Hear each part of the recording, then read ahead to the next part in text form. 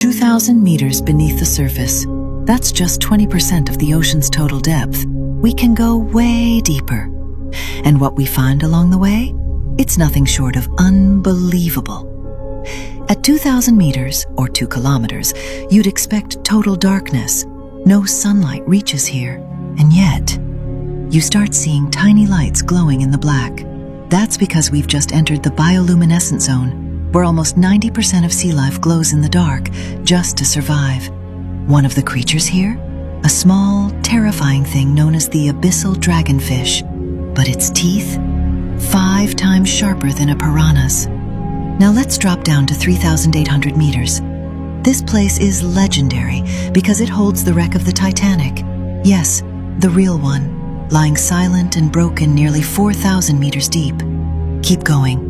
We reach 5,000 meters and officially enter the abyss zone. If you thought we were deep before, this is just the average depth of the world's oceans. Life is barely hanging on. You'll only find strange sea cucumbers, giant glowing jellyfish the size of humans, and long-legged abyss crabs. Let's go even further, down to 6,000 meters, into the Hadal zone.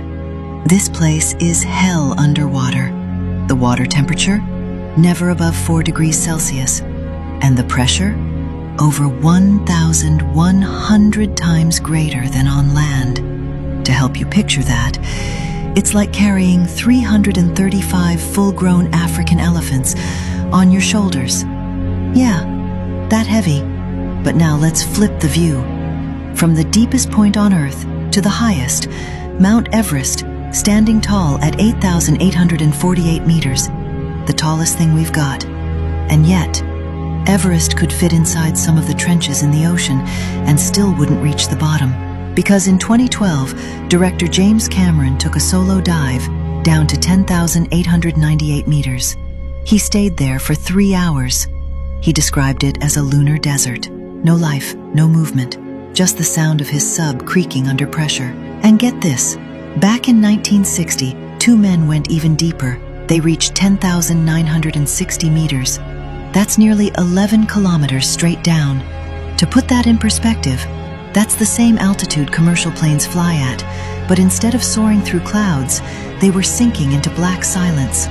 So next time you jump into the ocean, just remember, you're swimming above a world almost no one has seen.